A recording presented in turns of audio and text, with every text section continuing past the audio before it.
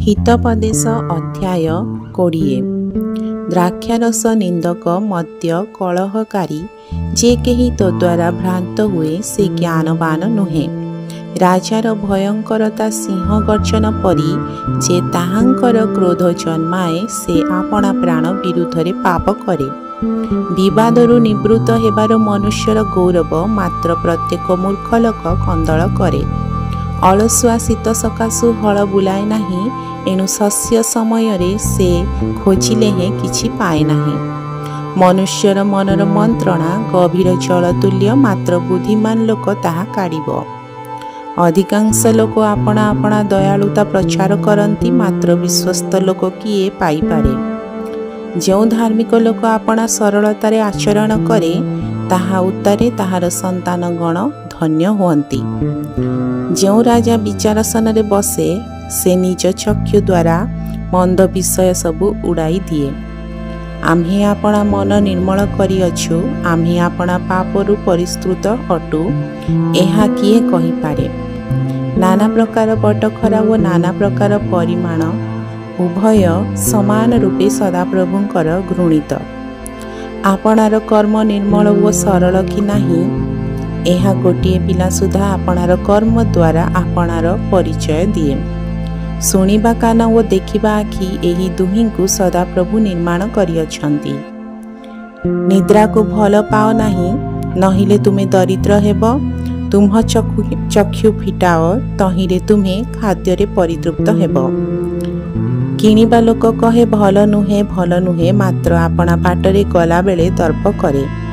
सुवर्ण अछि व अनेक मुक्ता ही अछि, मात्र ज्ञान विशिष्ट ओष्ट अमूल्य रत्न।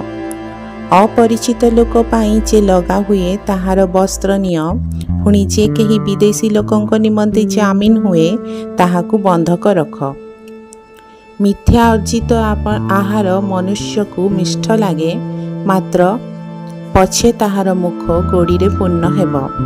मंत्रणा द्वारा प्रत्येक संकल्प स्थिर हुए, पुणी तुम्हे भल परामर्श घेनी युद्ध कर। जे खचुआ होई बुले से गुप्त कथा प्रकाश करे, ए निमंते जे आपणा ओष्ठ खोला रखे ताहा संगरे व्यवहार कर नाही।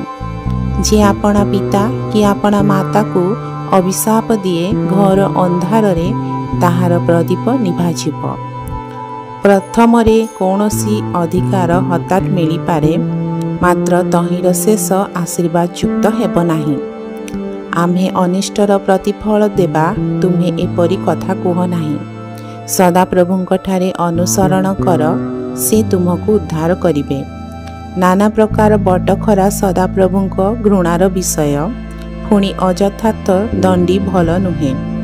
सदाप्रभुंक ठारु मनुष्यर पादगति हुए, तेणु मनुष्य आपणा बाट कि रूपे बुझी पारिबो।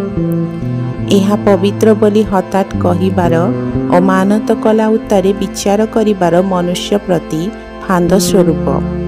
ज्ञानी राजा दुष्ट मानंकु आछुड़ी पकाई सेमानंक उपरे चक्र बुलाए।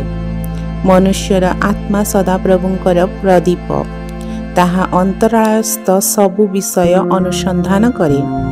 दया व सत्यता राजा को रक्षा करे, पुणी दया द्वारा ताहार सिंहासन स्थिर हुए।